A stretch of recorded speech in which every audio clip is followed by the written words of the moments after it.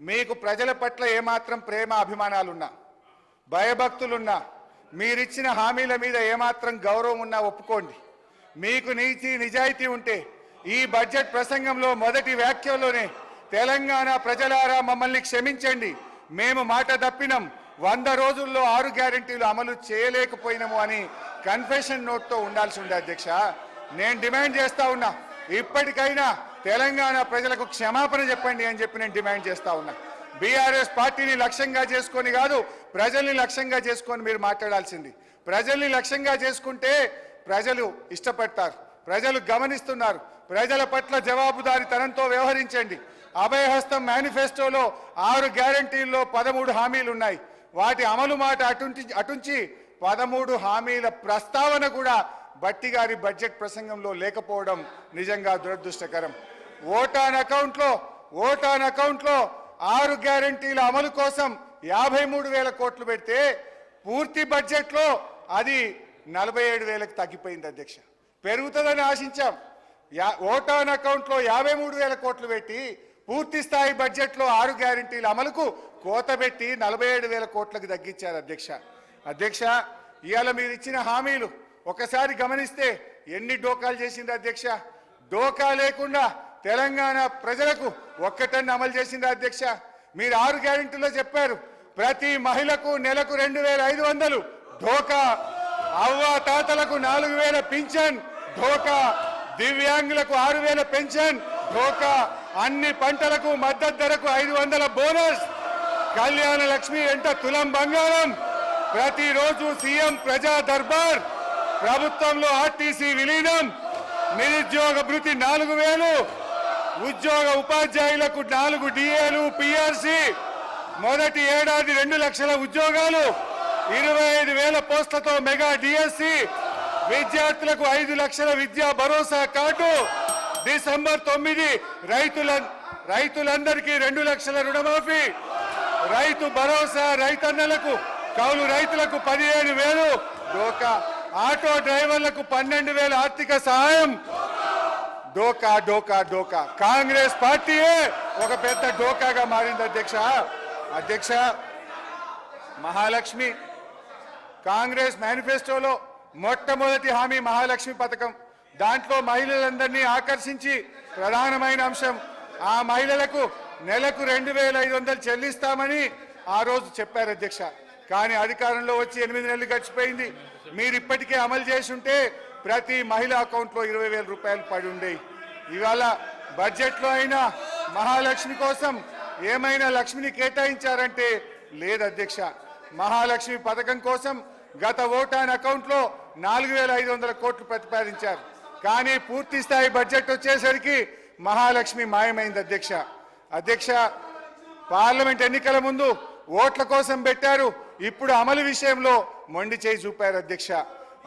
ఇందిరమ్మ రాజ్యంలో మహిళలకు జరుగుతున్న న్యాయం ఇది అధ్యక్ష. నేను వారిని కోరేది ఒకటే, మహాలక్ష్మి పథకాన్ని మీరు సత్వరమే అమలు చేయండి, బడ్జెట్లో నిధులు కేటాయించండి, లేదంటే తెలంగాణ మహాలక్ష్ములు మీ పాలిట మహాకాలులవుతారు, జాగ్రత్త అని చెప్పి హెచ్చరిస్తా ఉన్నాను.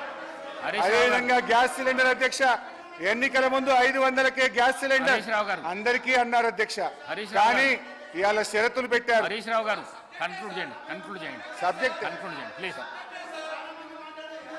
సాధారణంగా వ్యాపార ప్రకటనలో ఈ రకమైన వైఖరి ఉంటుంది. పెద్ద అక్షరాలతో ఆకర్షణీయమైన ఆఫర్ పెట్టి కిందెక్కడో చిన్న చిన్న షరతులు వర్తిస్తాయని కనిపించకుండా పెట్టారు. ప్రభుత్వ వైఖరి కూడా వ్యాపార వ్యవహారాల వలె ఉండడం శోచనీయం అధ్యక్ష. మేము కోరేది ఒక్కటే, తెల్ల రేషన్ కార్డులు ఉన్న వారందరికీ ఈ ఉచిత గ్యాస్ సిలిండర్ సబ్సిడీ పథకాన్ని వర్తింపజేయాలని కోరుతా ఉన్నాం అధ్యక్ష. మహిళలకు ఉచిత బస్సు ప్రయాణం పెట్టారు, మంచిదే, మేము వెల్కమ్ చేస్తున్నాం, మంచి చెప్తున్నా, కూసో అన్న, మిమ్మల్ని మెచ్చుకుంటున్నా. కానీ బస్సులు సరిపోక ప్రజలు నానా యాతనలు పెడుతున్నారు. బస్సులో స్థలం సరిపోక గొడవలు పడుతున్నారు, కొట్టుకుంటున్నారు. విద్యార్థులు ప్రమాదకరంగా ఫుట్బోర్డ్ ప్రయాణాలు చేస్తున్నారు. అందువల్ల దయచేసి కొత్త బస్సులు కొనండి. గంట నరకెళ్ళి ఒక్కసారి కూడా ఆయన బడ్జెట్ మీద మాట్లాడబోగా ఆయన భయపడతారు సార్ ఒకటే సార్, ఆయన గ్యారంటీలు అంటున్నారు సార్.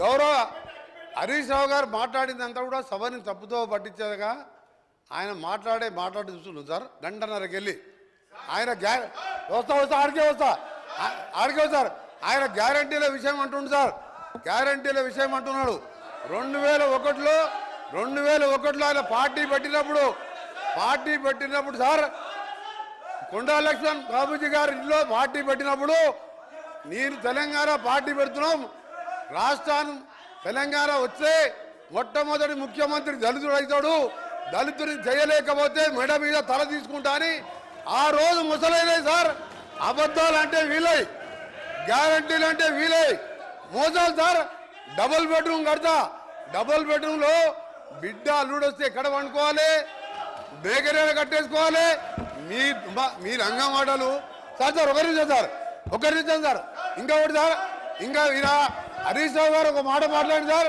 హరీష్ రావు గారు 24 గంటలు కరెంట్ ఇచ్చినా అన్నాడు సార్ 24 గంటలు కరెంట్ ఇచ్చినా అంటే నేను ఒక సబ్స్టేషన్ సార్ బండ సోమవారం అనే సబ్స్టేషన్కి వెళ్ళాను అక్కడ ఆపరేటర్ బస్ అయిన ఆపరేటర్ వీడియో రికార్డింగ్ ఉన్నది నేను నా సర్వీసులో 9 ఏళ్ళు అయింది సార్ ఎలక్షన్ల ముందు 9 ఏళ్ళకెళ్ళి సర్వీసులో ఉన్నాయి ఇక్కడ ఎప్పుడు కూడా 14 గంటల కరెంటు రాలేదని నాకు రికార్డు తీసి చూపిస్తే రాత్రి లాగ్ బుక్లు వాపసు తీసుకొచ్చాడు మోసాలు దగ కుట్రలు అబద్ధాలు అన్ని నేర్పింది ఎవరంటే అవన్నీ టీఆర్ఎస్ పార్టీ పుట్టిన తర్వాత పుట్టిన సార్ ఇలా దళితులు ముఖ్యమంత్రి ఉన్నారు సార్ ఆఖరికి మా దళిత ప్రతిపక్ష నాయకుడు ఉంటే చూసి ఓడవలేక 13 మంది శాసనసభ్యులని సంతలో పశువుల్లాగా కొని ప్రతిపక్ష హోదా లేకుండా చేసాడు ఇవాళ హరీష్ రావు గారు మాట్లాడితే సార్ ఇవాళ దయ్యాలు వేదాలు వెళ్తున్నాయి మొత్తం మోసం దగ కుట్రలు కుతంత్రాలు నిజంగా మాట్లాడే సార్ ఒక్క పాయింట్ కూడా సపోర్ట్ చేయడం ఇవాళ ఆయన మాట్లాడేమని సార్ అందుకని హరీష్ రావు గారు నీ దగ్గర సబ్జెక్ట్ లేదు నేను అనుకోండి సార్ చివరిగా నిన్న టీవీలో చూసేవారు అంటే నిన్న కేసీఆర్ గారు ప్రెస్ మీట్లో సార్ కేసీఆర్ గారు మీడియా బయట పోయి రేపు కాంగ్రెస్ పార్టీ బడ్జెట్ మీద వచ్చి చీల్చి చెండాడుతా అంటే నేను 9 నెలలకే వచ్చి కూర్చున్నా సార్ ఇక చీల్చి చెండాడుతారేమని ఏం చెండాడు సార్ ఆయన వచ్చే మొగలు లేక ఈయనను పంపించిండు మా బడ్జెట్ ఏమన్నా సార్ 72,000 కోట్ల అగ్రికల్చర్ కోసం 72,000 కోట్లు పెట్టాం ఇరిగేషన్కి 22,000 కోట్లు పెట్టాం చేసేదే బడ్జెట్లో పెట్టాం ఇవాళ మీలాగా మోసం బడ్జెట్ పెట్టలే ఇవాళ చీల్చి చెండాడుతా ఆయన సార్ కేంద్రం అన్యాయం చేస్తే కేంద్రం తెలంగాణకి అన్యాయం చేస్తే సార్ కేంద్రం అన్యాయం చేస్తే చీల్చి చెండాని మునగాడు ఒక మాటకెళ్ళండి సార్ నోట్లకెళ్ళి ఇవాళ మేము మా ముఖ్యమంత్రి గారు మా డిప్యూటీ సీఎం గారు మంచి బడ్జెట్ ప్రవేశపెడితే ఇవాళ దాని గురించి మాట్లాడుతున్నారు సార్ నిజంగా ఇప్పటికైనా ఎమ్మెల్యే హరీష్ రావు క్షమాపణ చెప్పి మీ ప్రతిపక్ష నాయకులు రావాలని డిమాండ్ చేస్తున్నారు.